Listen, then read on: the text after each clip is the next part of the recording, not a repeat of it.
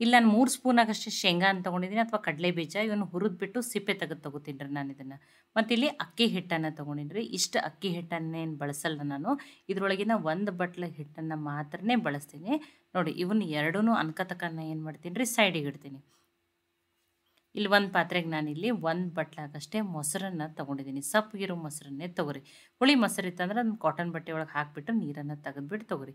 ಈಗ ಇದನ್ನು ನೀಟಾಗಿ ಬೀಟ್ ಮಾಡಿಬಿಡಿ ಅಥವಾ ಕಡಗೋಲಿದ್ರೆ ನೀಟಾಗಿ ನೀವೇನು ಮಾಡಿರಿ ಕಡದ್ಬಿಟ್ಟು ತೊಗೊರಿ.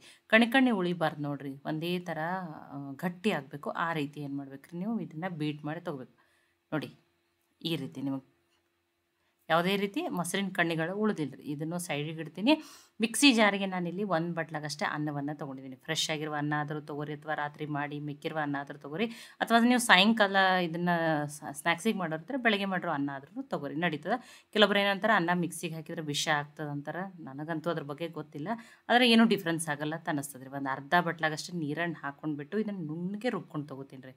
ನಾನಿವತ್ತು ಉಳಿದಿರುವ ಅನ್ನದಿಂದೆ ಒಂದು ಸಾಯಂಕಾಲದ ತಿಂಡಿಯನ್ನು ಮಾಡಿ ತೋರಿಸ್ತಾ ಇದ್ದೀನಿ, ಅಥವಾ ಉಳಿದಿರುವ ಅನ್ನದಿಂದನೇ ಒಂದು ಬೋಂಡ ಅನ್ನ ಮಾಡಿ ತೋರಿಸ್ತಾ ಇದ್ದೀನಿ ರೀ. ನೋಡಿ ನುಣ್ಣಗೆ ರುಬ್ಕೊಂಡಿದ್ದೀನಿ. ನೋಡಿ ಈ ರೀತಿ ಫೈನ್ ಪೇಸ್ಟ್ ಆಗ್ಬೇಕು ರೀ.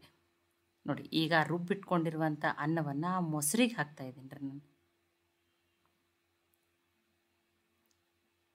ನೋಡಿ ಆ ಮೊಸರನ್ನು ಬೀಟ್ ಮಾಡಿ ಇಟ್ಕೊಂಡಿದ್ದಲ್ಲ ರೀ ಅದಕ್ಕೆ ಹಾಕ್ತಾ ಇದ್ದೀನಿ. ಈಗ ಇದನ್ನು ರುಬ್ಬಿರುವ ಅನ್ನ ಮೊಸರನ್ನು ಈ ರೀತಿ ನೀಟಾಗಿ ಮಿಕ್ಸ್ ಮಾಡ್ಕೋಬೇಕು ರೀ.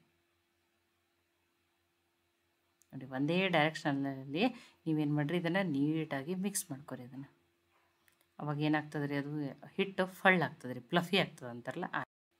ಇದನ್ನು ಒಂದು 5 ನಿಮಿಷ ಅನ್ಕತಕ್ಕ ಸೈಡಿಗೆ ಇಡ್ತೀನಿ ರೀ. ಇದಕ್ಕೊಂದು ಬೆಸ್ಟ್ ಕಾಂಬಿನೇಷನ್ ಆಗಿ ಚಟ್ನಿಯನ್ನು ಮಾಡ್ತಾಯಿದ್ದೀನಿ. ಆ ಶೇಂಗಾನ ಹುರಿದ್ಬಿಟ್ಟು ಸಿಪ್ಪೆ ತೆಗೆದು ಹಾಕ್ತಾಯಿದ್ದೀನಿ ರೀ.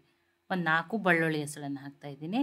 2 ಮೆಣಸಿನ್ಕಾಯಿ ಖಾರ ನೀವು ನೋಡ್ಕೊಂಡು ಹಾಕೋರಿ. ಒಂದು ಸ್ವಲ್ಪ ಜೀರಿಗೆ 1/4 ಟೀ ಸ್ಪೂನ್ ಆಗಷ್ಟು, ಒಂದು 2 ಸ್ಪೂನ್ ಆಗಷ್ಟೇ ಮೊಸರನ್ನು ಹಾಕ್ತಾಯಿದ್ದೀನಿ ರೀ. ನೋಡಿ ಸ್ವಲ್ಪ ಕೊತ್ತಂಬರಿ ಸೊಪ್ಪು, ರುಚಿಗೆ ತಕ್ಕಷ್ಟು ಉಪ್ಪು. ಇದಕ್ಕೊಂದು ಸ್ವಲ್ಪ ನೀರನ್ನು ಹಾಕ್ಕೊಂಡು ನುಣ್ಣಗೆ ರುಬ್ಕೊಂಬರ್ತೀನಿ ರೀ. ನೋಡಿ ಈಗ ಚಟ್ನಿ ರೆಡಿ ಆಗ್ಯದ ರೀ. ನೋಡಿ ಇದನ್ನೀಗ ಬೇರೆ ಬೌಲಿಗೆ ಹಾಕೋತಾ ಇದ್ದೀನಿ. ಇದನ್ನು ಇಲ್ಲಾಂದ್ರೆ ನೀವು ದೋಸೆ, ಇಡ್ಲಿ, ಪಡ್ಡು, ಸೆಟ್ ದೋಸೆ, ನೀರು ದೋಸೆಗೂ ಈ ರೀತಿ ಚಟ್ನಿಯನ್ನು ಶೇಂಗಾ ಚಟ್ನಿಯನ್ನು ಟ್ರೈ ಮಾಡ್ಬೋದು ರೀ. ನೋಡಿ ಈಗ ಆ ಹಿಟ್ಟಿಗೆ ನಾನು ಸ್ವಲ್ಪ ಕೊತ್ತಂಬರಿ ಸೊಪ್ಪನ್ನು ಸಣ್ಣದಾಗಿ ಕಟ್ ಮಾಡಿ ಹಾಕ್ತಾಯಿದ್ದೀನಿ. 1 ಕೆಂಪು ಮೆಣಸಿನ್ಕಾಯಿ ಮತ್ತು 1 ಹಸಿ ಮೆಣಸಿನ್ಕಾಯಿನೂ ಸಣ್ಣದಾಗಿ ಕಟ್ ಮಾಡಿ ಹಾಕೀನಿ ರೀ. ಫ್ರೆಶ್ ಆಗಿರೋ ಕರಿಬೇವು ಸೊಪ್ಪಿದ್ರೆ ಸಣ್ಣದಾಗಿ ಕಟ್ ಮಾಡಿ ಹಾಕಿರಿ, ಟೇಸ್ಟ್ ಚೆನ್ನಾಗಿ ಬರ್ತದೆ. ಒಂದು ಅರ್ಧ ಸ್ಪೂನ್ ಆಗಷ್ಟೇ ಜೀರಿಗೆ, ಒಂದು ಅರ್ಧ ಸ್ಪೂನ್ ಆಗಷ್ಟು ಕಾಳು ಮೆಣಸನ್ನು ಕುಟ್ಟಿ ಹಾಕ್ತಾಯಿದ್ದೀನಿ ರೀ. ಈ ರೀತಿ ಕುಟ್ಟಿ ಹಾಕಿದ್ರೆ ಏನಾಗ್ತದೆ ಫ್ಲೇವರ್ ತುಂಬಾ ಚೆನ್ನಾಗಿ ಬರ್ತದೆ ರೀ. ನೋಡಿ ತುಂಬ ಸಿಂಪಲ್ ಐತಿ, ಕಡಿಮೆ ಸಮಯದಲ್ಲಿನೂ ಮಾಡ್ಕೋಬೋದು ನೀವು ಇದನ್ನು. ರುಚಿಗೆ ತಕ್ಕಷ್ಟು ಉಪ್ಪು. ನೋಡಿ ಮನೆಯಲ್ಲಿರೋ ಬೇಸಿಕ್ ಸಾಮಗ್ರಿಗಳನ್ನ ಬಳಸಿ ಮಾಡ್ತಾಯಿದ್ದೀನಿ. ನೋಡಿ ಯಾವ ಬಟ್ಲೆ ಅನ್ನವನ್ನು ತೊಗೊಂಡಿದ್ನಲ್ಲ ರೀ ಅದರಲ್ಲೇ 1 ಬಟ್ಲಾಗಷ್ಟು ನಾನಿಲ್ಲಿ ಅಕ್ಕಿ ಹಿಟ್ಟನ್ನು ಹಾಕ್ತಾಯಿದ್ದೀನಿ ರೀ. ನೋಡಿ ಈಗ ಇದನ್ನು ಮಿಕ್ಸ್ ಮಾಡ್ಕೊಂಡ್ರಿ. ಇಲ್ಲ ನಿಮಗೆ ಗಟ್ಟಿ ಅನ್ಸಕತ್ತಿತ್ತಂದ್ರೆ ನೀವು ಇನ್ನೊಂದು 2-3 ಸ್ಪೂನ್ ಆಗಷ್ಟೇ ನೀರನ್ನು ಇದರಲ್ಲಿ ಹಾಕೋಬೋದು. ನೋಡಿ ಆ ಮಿಕ್ಸಿ ಜಾರಿಗೆ ಹಾಕಿ ನಾನು ಇನ್ನೊಂದು 2 ಸ್ಪೂನ್ ಆಗಷ್ಟೇ ನೀರನ್ನು ಹಾಕ್ಕೊಂಡಿದ್ದೀನಿ. ನೋಡಿ ತುಂಬ ಗಟ್ಟಿನೂ ಮಾಡಬಾರ್ದು, ಯಾವ ರೀತಿ ಇರಬೇಕು ಅನ್ನೋ ಹಿಟ್ಟನ್ನು ತೋರಿಸ್ತೀನಿ ನೋಡಿರಿ. ಇದೇ ರೀತಿಯೇ ಇರ್ಬೇಕು ರೀ. ಆಮೇಲೆ ನೋಡಿ ಕೈಗೆ ಈ ರೀತಿ ನೀರನ್ನು ಹಾಕಿಬಿಟ್ಟು ನೋಡಿ ಸಣ್ಣ ನಿಮಗೆ ಯಾವ ಸೈಜದ್ದು ಬೇಕೋ ನೀವು ಆ ರೀತಿ ಏನು ಮಾಡ್ಬೋದು, ಪಕೋಡಾನ ಬಿಡ್ಬೋದು. ಆಲ್ರೆಡಿ ಎಣ್ಣೆನೂ ಕಾಯ್ಲಿಕ್ಕೆ ಇಟ್ಟಿನಿ, ಎಣ್ಣೆನೂ ಚೆನ್ನಾಗಿ ಕಾಯ್ದದ. ನೋಡಿ ಅದರಿಂದ ಮಿಕ್ಸ್ ಮಾಡಿದ್ಮೇಲೆ ಕೈಯಿಂದನೂ ಒಂದು 2 ನಿಮಿಷ ಗಂಟೆ ಈ ರೀತಿ ಮಿಕ್ಸ್ ಮಾಡಿರಿ. ಅವಾಗ ಇಲ್ಲಿ ಸೋಡಾನ ಬಳಸಿಲ್ಲಲ್ಲ, ಹಿಟ್ಟು ಅವಾಗ ಏನಾಗ್ತದೆ ರೀ ಫ್ಲಫಿ ಅಥವಾ ಫಳ್ಳಾಗ್ತದೆ ರೀ. ನೋಡಿ ಇದೇ ರೀತಿಯೇ ಇರಬೇಕು ನೋಡಿರಿ. ನಿಮಗೆ ನೀರು ಕಡಿಮೆ ಅನಿಸಿದ್ರೆ ನೀವು ಸ್ವಲ್ಪ ನೀರನ್ನು ಹಾಕ್ಕೊಂಡು ಅಡ್ಜಸ್ಟ್ ಮಾಡ್ಕೊರಿ. ನೋಡಿ ಆಲ್ರೆಡಿ ಕಡಾಯಿಯಲ್ಲಿ ಎಣ್ಣೆನೂ ಕಾಯ್ಲಿಕ್ಕೆ ಇಟ್ಟಿನಿ. ನೋಡಿ ನಾನು ಸಣ್ಣ ಸೈಜದ ಪಕೋಡಾನ ಬಿಡ್ತಾಯಿದ್ದೀನಿ. ನಿಮಗೆ ಯಾವ ಸೈಜದ್ದು ಬೇಕೋ ನೀವು ಆ ರೀತಿ ಬಿಡ್ಬೋದು. ಆದಷ್ಟು ನೋಡಿರಿ ಈ ರೀತಿ ಫ್ಲ್ಯಾಟ್ ಆಗಿರ್ಬೇಕು, ಅಂಥ ಕಡಾಯಿದಲ್ಲಿ ಕರೀರಿ. ಮತ್ತು ಸ್ವಲ್ಪ ದೂರ ಆಗಿನೇ ಹಾಕಿರಿ. ಇಲ್ಲ ನೀವು ಅಲ್ಲೇ ಬಾಜು ಹತ್ತಿ ಹಾಕಿರಂದ್ರೆ ಏನಾಗ್ತಾವ್ರಿ, ಒಂದಕ್ಕೊಂದು ಬೇಗನೆ ಅಂಟ್ಕೊಂಡು ಬಿಡ್ತಾವ್ರಿ.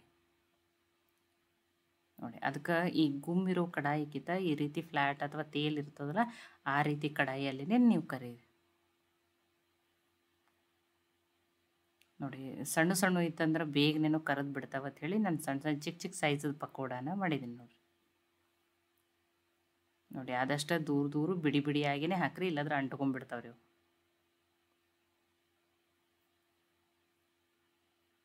ನೋಡಿ ಒಂದು ಸ್ವಲ್ಪ ಅವಾಗ ನೋಡಿ ಎಣ್ಣೆಯಲ್ಲಿ ಈ ರೀತಿ ಏನು ಮಾಡಿರಿ, ಅದನ್ನು ಸ್ವಲ್ಪ ಈ ರೀತಿ ಬಿಡಿಸ್ಕೊಂಬಿಡ್ರಿ. ನೋಡಿ ಲೈಟ್ ಕೆಂಪಗಾಗೋವರೆಗೂ ಕರೆದ್ಬಿಟ್ಟು ತೊಗೊಂಡ್ರಿ. ನೋಡಿ ಇಲ್ಲಿ ಸೋಡಾ ಹಾಕ್ತೇನೆ, ತುಂಬ ಫಳ್ಳಾಗಿ ಬಂದಿರ್ತಾವೆ ರೀ, ತುಂಬ ಟೇಸ್ಟಿಯಾಗಿರ್ತಾವೆ ರೀ, ಮತ್ತು ಎಣ್ಣೆನೂ ಹಿಡ್ಕೊಳ್ಳಲ್ಲ. ನೋಡಿ ಯಾರಾದರೂ ಗೆಸ್ಟ್ ಅದು ಸಡನ್ನಾಗಿ ಬಂದ್ರೂ ಬೇಗನೆ ಮಾಡ್ಕೋಬೋದು. ಇಲ್ಲಿ ಕಡಲೆ ಹಿಟ್ಟು ಬೇಡ, ಏನೂ ಬೇಡ. ಅಥವಾ ಎಷ್ಟೋ ಸರಿ ಅನ್ನ ಮಿಕ್ಕಿರ್ತೈತಿ, ನಾವೇನೇನೋ ಒಗ್ಗರಣೆ, ಚಿತ್ರಾನ್ನ, ಪುಳಿಯೋಗರೆ, ಗೊಜ್ಜು ಏನೇನೋ ಹಾಕ್ಕೊಂಡು ಮಾಡ್ಕೊಂಡಿರ್ತೀವಿ. ಈ ರೀತಿಯೂ ಅನ್ನ ಉಳಿದಾಗ ಒಂದು ರೀತಿ ನೀವು ಈ ರೀತಿಯೂ ಬೋಂಡ ಅಥವಾ ಪಕೋಡಾನ, ನಾನಂತೂ ಇದನ್ನು ಪಕೋಡ ಅಂತಲೇ ಕರಿತೀನಿ ರೀ. ನೀವೇನು ಹೆಸರು ಇಡ್ತೀರಂತನೂ ಕಮೆಂಟ್ ಮಾಡಿ ನನಗೆ ತಿಳಿಸ್ರಿ. ನೋಡಿ ಈ ರೀತಿ ಪಕೋಡಾನ ಖಂಡಿತನೂ ಟ್ರೈ ಮಾಡಿ ನೋಡಿರಿ. ನೋಡಿ ನಾನು ನಿಮಗೆ ತೋರಿಸ್ತೀನಿ. ಎಲ್ಲ ಹಿಟ್ಟಿನಿಂದ ಈ ರೀತಿ ಪಕೋಡಾನ ಕರೆದ್ಬಿಡ್ತದೆ. ನೋಡಿ ನಿಮ್ಗೆ ಸೌಂಡ್ದಿಂದಾನೇ ಗೊತ್ತಾಗತ್ತೈತೆ ಎಷ್ಟು ಕ್ರಿಸ್ಪಿಯಾಗಿರುತ್ತೆ. ನೋಡಿ ಸಣ್ಣ ಸಣ್ಣ ಇದ್ರೆ ಬೇಗನೆ ಕರೆದು ಬಿಡ್ತಾವೆ. ಸಣ್ಣ ಸಣ್ಣ ಇಲ್ಲ ನೀವು ನೋಡಿ ಎಷ್ಟು ಚೆನ್ನಾಗಿ ಬಂದವು. ಒಂಚೂರು ಎಣ್ಣೆನೂ ಹಿಡಿದಿಲ್ಲ. ನೋಡಿ ನಾನು ನಿಮಗೆ ಕಟ್ ಮಾಡಿಬಿಟ್ಟನು ಅಂದರೆ ಮುರಿದ್ಬಿಟ್ಟನು ತೋರಿಸ್ತೀನಿ. ನೋಡಿ ಎಷ್ಟು ಚೆನ್ನಾಗಿ ಬಂದವು. ನೀವು ಇದನ್ನು ಚಟ್ನಿ ಹತ್ತನೇ ಏನೆಲ್ಲ ಸಾಸ್ ಜೊತೆ ಏನು ಮಾಡ್ಬೋದು, ಸರ್ವ್ ಮಾಡ್ಬೋದು. ನೋಡಿ ನೋಡಿರಿ ಒಳಗೆ ಎಷ್ಟು ಫಳ್ಳಾಗ್ಯಾವ ನೋಡಿರಿ, ಎಷ್ಟು ಚೆನ್ನಾಗಿ ಬಂದಾವ ನೋಡಿರಿ.